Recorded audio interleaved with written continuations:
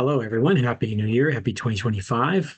Whereas I did my 2025 astrological outlook, it's going to be quite a year astrologically. And one of the things that I did not talk very much about was this upcoming Mars cycle. There was a lot to put in to the 2025 video, and just of all the astrological years that I've worked on, other than 2020, 2025 is the most jam-packed full of incredible transition for humanity, with all the outer planets changing signs, and particularly that Saturn-Neptune conjunction period that really takes off here in 2025. So today is the 6th of January, 2025. And today I'm going to be talking about this upcoming Mars Synodic Cycle, which begins on January 15th, 2025. So without further ado, let's get into it. All right, so this is episode 61 of Science, Planets, and Stellar Rhythms. Erik Roth here, going over the new Mars Synodic Cycle of 2025 to 2027.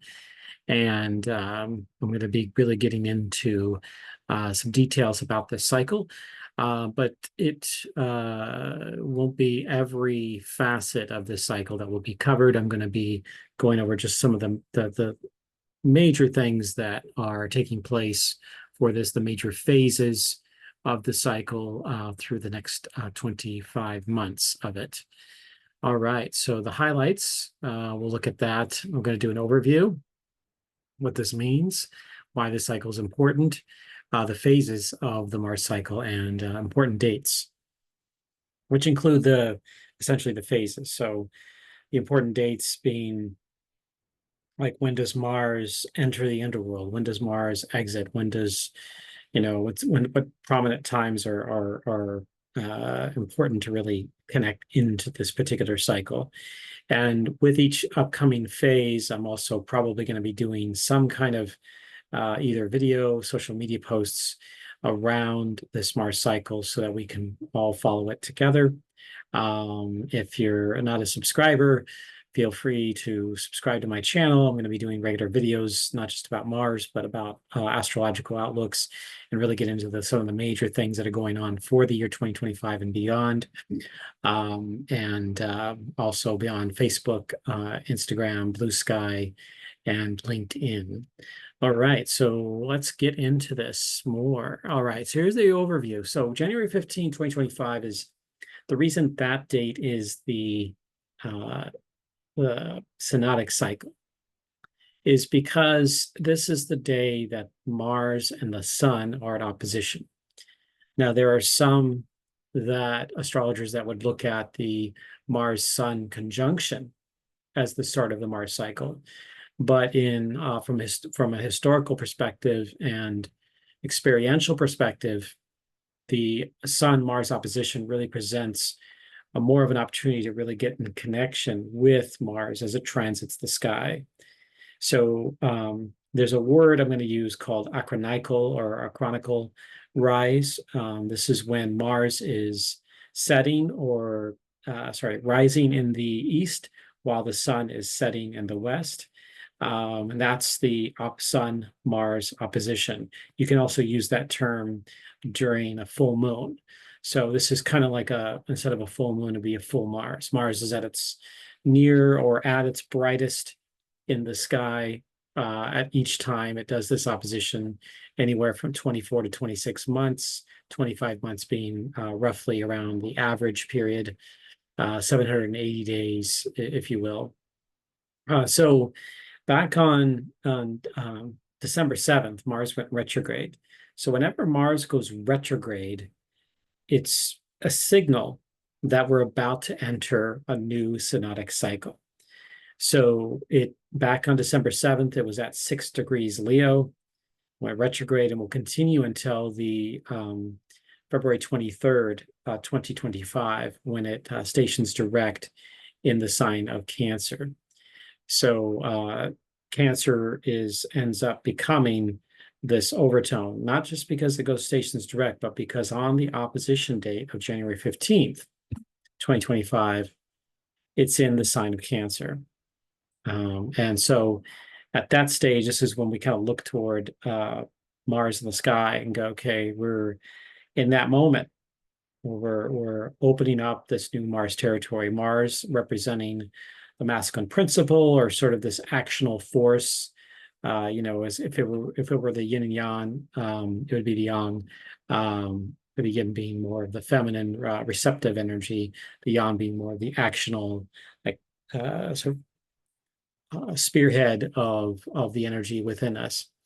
Okay, so let's look back and look at the kind of a little bit more of an overview around this cycle. But for this period, this is going to be a 25-month cycle. It's going to go on until February 19, 2027.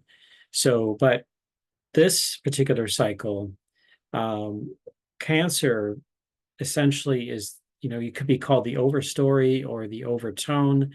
Cancer becomes a theme. The sign of Cancer becomes a theme for the entire 25-month period. So no matter what sign Mars is in from that point on, there's a theme underlying all of that, all of the other Mars transits that bring up the Cancer energy. So Cancer energy is very nurturing. It's a responsible caretaker. It's about family. It's about the sense of like taking on what is needed for one's family and friends, for community, and by extension, it can even be on a global level. The shadow of that, of course, could be more of that tribalism, where it's only about the family or the nation or the community, and then everybody else is excluded. But from like we can call it a soul evolution, the Cancer energy is essentially evolving to that perspective, to that point where it's including all of humanity. And so that's part of I think this part of this Mars story for the next 25 months is to go, okay, we're here not just for family or for a nation, but for humanity in general, that we're all human. We're all part of that human family. And so Cancer is trying to rise up to that particular perspective, but sometimes it gets brought back down to that more of that shadow element, where it's operating from a place of fear, and it's unincorporated, it's unintegrated in a healthy way. So that's part of what we're going to be sort of a theme for the next couple of years working on. And with when you have say authoritarian leaders or autocrats, dictators, typically you get more of that sort of that tribalism type of energy. Not all the time, but that's part of it. And we've certainly seen several of those people rise up in recent years. And so this is like including the current upcoming US president. And that's part of what we're going to have to work on as a people, is going, what does this mean? What does humanity mean? Is it going to be more inclusive, or is it going to be more exclusive? And just sort of this tightening of the belt and not building more walls and all of that. We know throughout history that that's not really worked in any way. It's always created more problems than it's solved. So it's never been like a really generally healthy response, with the exception of kind of extreme situations.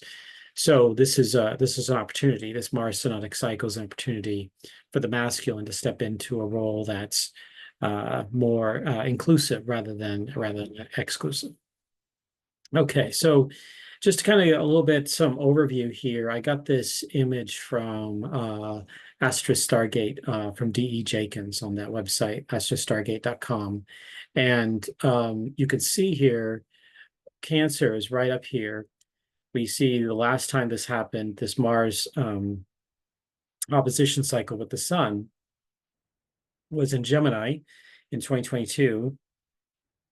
Prior to that was Aries and Aquarius. In fact, the Aquarius one was the one of the closest ones we had in a long time. That means that Mars was really a lot closer to the Earth. These Cancer one Cancer is relatively far. In fact, the next couple of ones in 2027 and 2029, Mars is relatively far from the Earth at its opposition point. relative to where it was in, say, Aquarius and Aries, 2018, 2020. So Mars can vary in brightness anywhere from -1.2 to -2.9.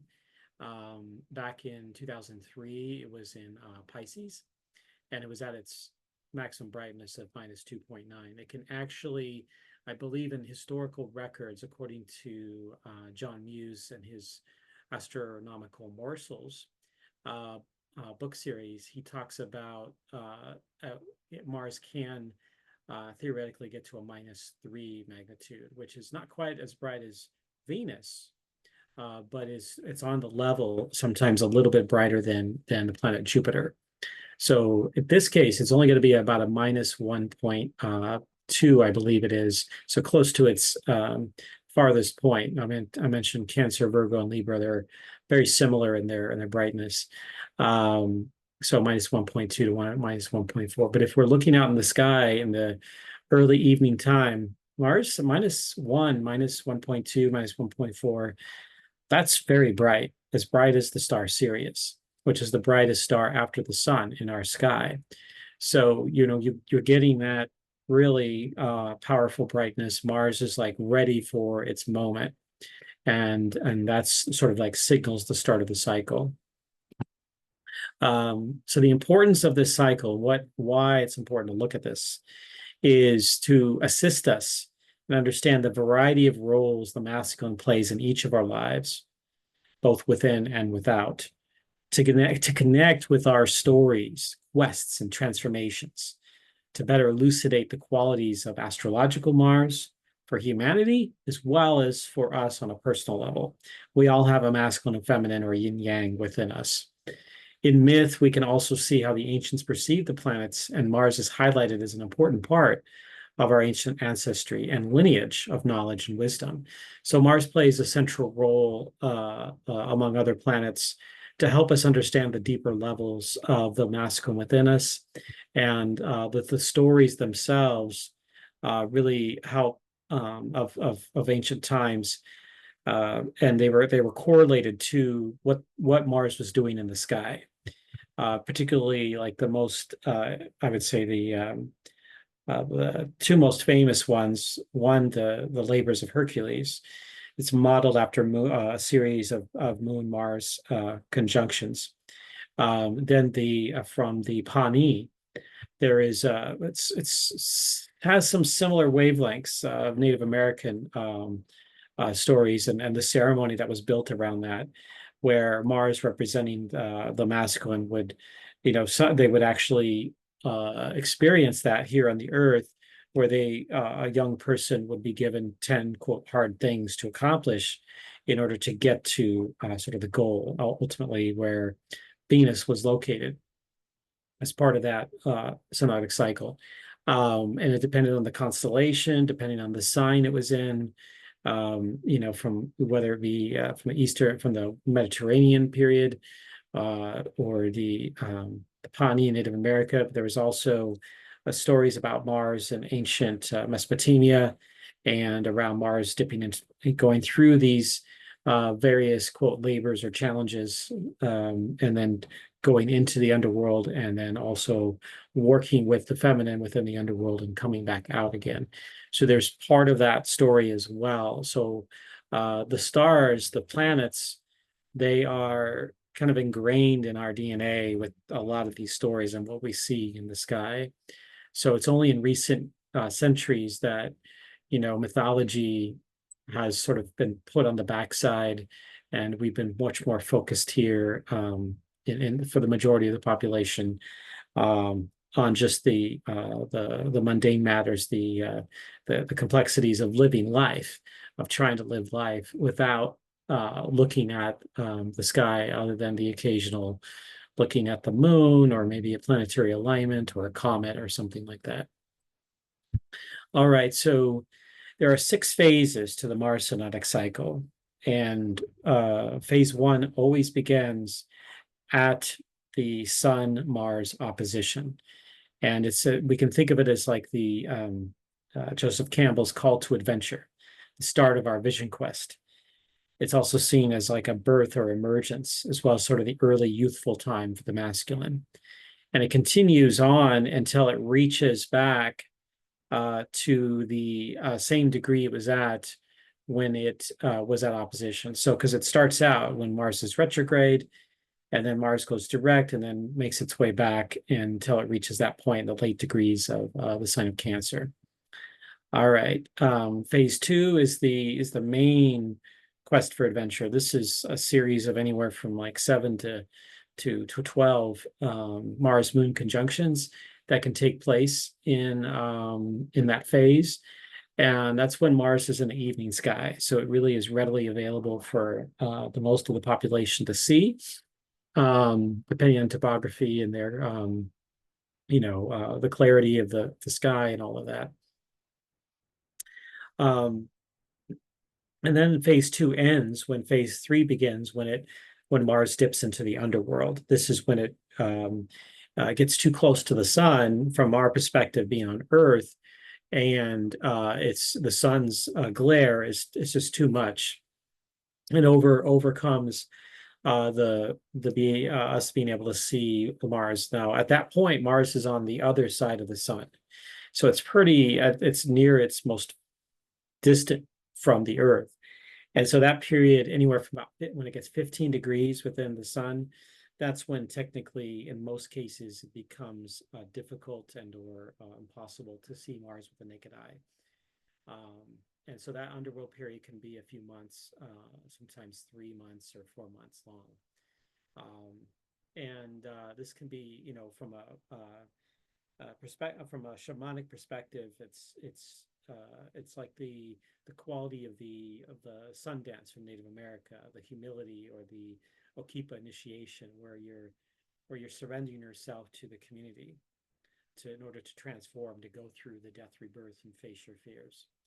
And then the phase 4 comes out when Mars reaches back into the visibility, now in the morning sky. And that's symbolically shown not just by the rebirthing, the growth in wisdom.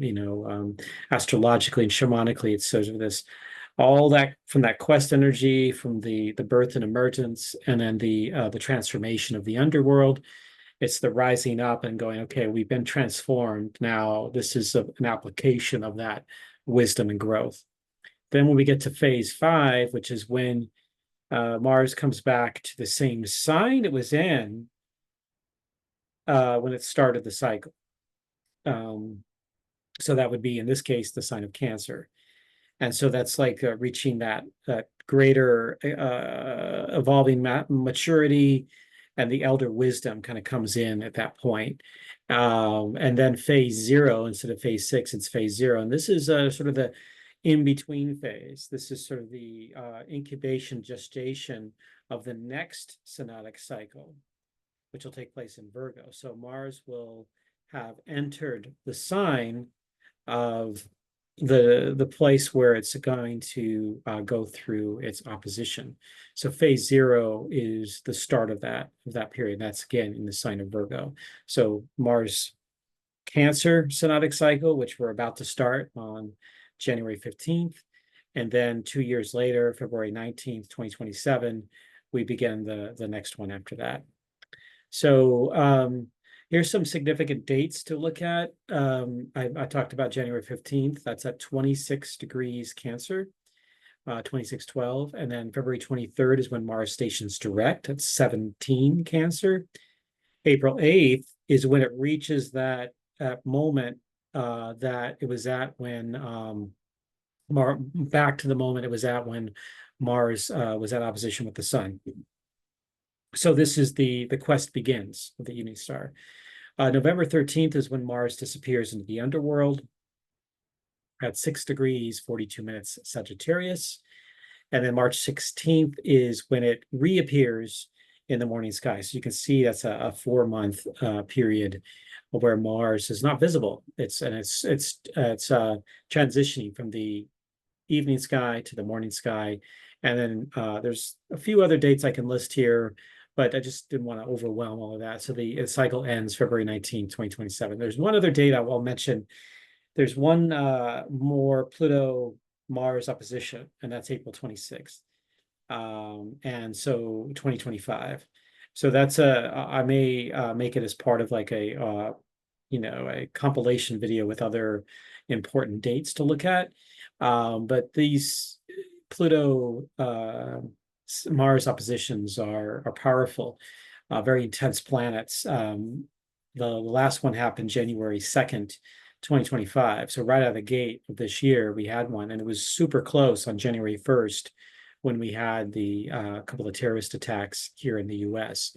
So not saying that this is a direct cause, but it kind of magnifies, it intensifies the energy that we're all kind of connected into, and it could be strongly reactive.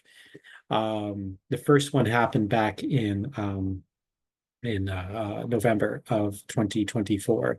So we're getting these really powerful events as part of this transition of Mars with Pluto and transition of Mars into a new synodic cycle, with Pluto transitioning now into the sign of Aquarius. So there's the masculine is playing there's another stage, another role that it's stepping into with all of this. All right, so that's all I have for you today at episode 61. And I'm going to be doing a video about the upcoming nodal transition. The lunar nodes are transitioning from Venus, sorry, not Venus, Pisces, transitioning from Aries and Libra to Pisces and Virgo, the North node in Pisces and the South node in Virgo, which will help us transition the eclipse seasons coming up in March and September of 2025. So you can find me at inspiralnexus.com. You can find me all over social media, Instagram, Facebook, LinkedIn, and Blue Sky, as well as YouTube. And yeah, I do this for a living. I do astrology readings. I teach astrology. I do presentations throughout the West Coast of the US and other places. On occasion, like this year, I'm going to be going to Ohio and potentially other locations outside the West Coast.